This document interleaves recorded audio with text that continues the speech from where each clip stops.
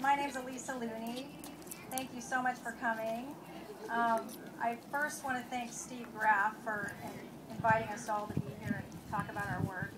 And I also want to thank Steve and the museum staff for moving my piece out here on this beautiful plaza overlooking the Columbia River.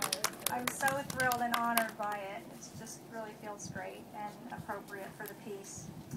And I also want to just mention that I really am grateful to the North Star Foundation for purchasing this piece for the museum in 2008. And it's been out in the garden until now, which has been really fun.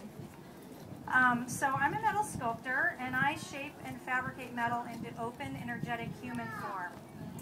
And this is called Roll and Play. It's about rolling and playing in the grass or on the floor, feeling your joy, really feeling the freedom of that.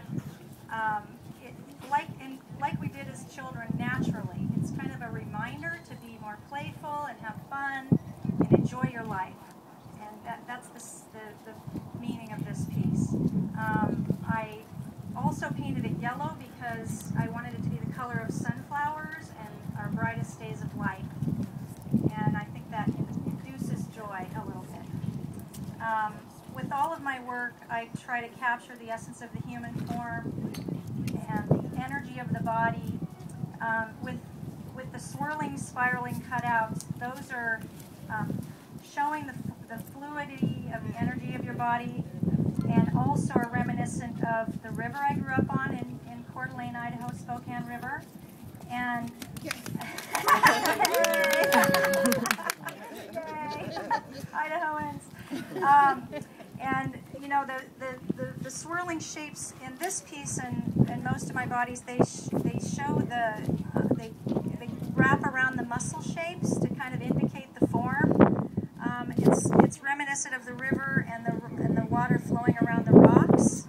I spent a lot of time on the river, as much as possible in my life, especially when I was a child, and everything just comes out very swirly when I draw. And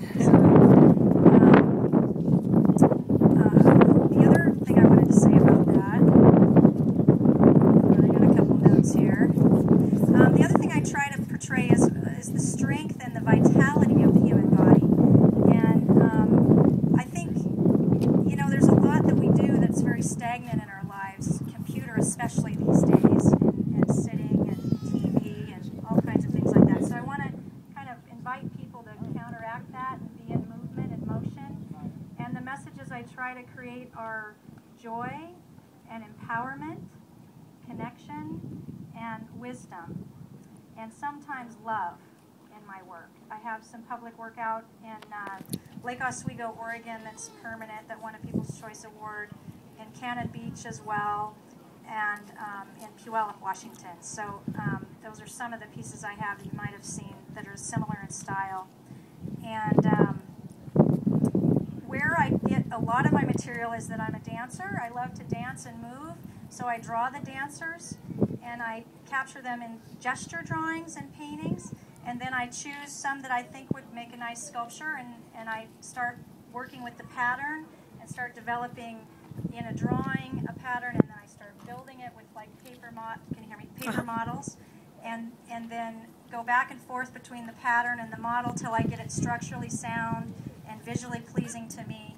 And then when I'm happy with the model, then I transfer that to metal, and I'll build a small model. And then in this case, I enlarge the pattern and flame cut it out of 3/8" steel. And so when you flame cut, it creates a very rough kind of edge. I mean, you see your heartbeat in the cut, basically. And then you go in and have to grind it for a long time. So this has about 60 hours of grinding in it. I also like to round the edges very smooth. I want people to be able to feel it and play with it. Kids love to run their fingers through it. But all this flame cutting and grinding brought me to finally laser cutting my work now. I also have a design graphic background, so I was able to take my patterns, scan them in, draw them in the computer, and then send them to the laser cutter. That's cut my grinding in a little more than half, and So that's awesome. I still want to curve all the shapes really smooth and round, so that still takes quite a bit of time, but it's not as physically taxing as the flame cutting. And I'm also, the new thing that I'm doing is I'm starting to create editions, smaller editions of my work to make it available to more people. Because what I love about doing the public art is it's out there for people to enjoy and be inspired by, especially children who may not go to galleries, may not go to very many museums, but you know, this is wonderful because people travel from all over the world to come here. I love having a piece here. But sometimes it's not affordable for people to have in their homes, in their gardens, so I'm going to be making smaller pieces. And if you're interested, you can let me know, and I can let you know when those are available. So, do you have any questions? Is it powder coated? It is powder coated, yes. It's industrially powder coated. I use a powder coater in Portland. They hang it from a couple of hooks, and generally from the mounting points where you wouldn't notice that it's interrupting the paint surface. And they spray it with a powder, and then it's electrostatically charged, I think. And then they put it in a kiln or an oven, a very large oven, and I think it's about 400 degrees they bake it. So it's on there pretty well. Yes? How do you choose your colors for your pieces? Well, I think the colors kind of add another level of meaning to the pieces. As I mentioned, this one's yellow, and it's a joyful color. My bench in Cannon Beach is orange. It's very bright and I think it sort of pulls people in. It's also very playful and fun, and that piece is about inspiring connections. It's two people holding arms like this in the back, and so it brings an opportunity to connect with new people and also nurture your relationships. So it depends on the piece. Sometimes I use red. Red is, I think, a very fire color in the belly, so the piece Going for Your Vision is about going after your dreams and the fire in your belly to take you there. Or red might be a more heart-centered color that brings you back into listening to your heart and really what is true for you. So my newest color is blue.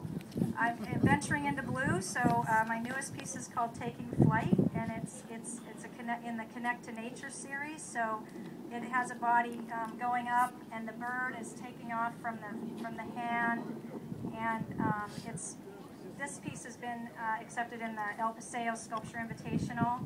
It'll be installed in October, and the blue is kind of bringing the water back in more. So.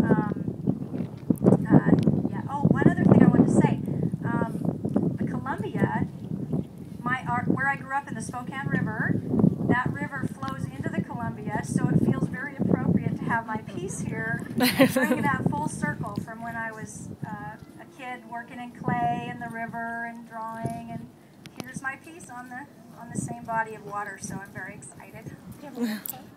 I do, yes, alooney.com. And I can give you I have some cards if you'd like when I get done. I'd be happy to give anybody a card.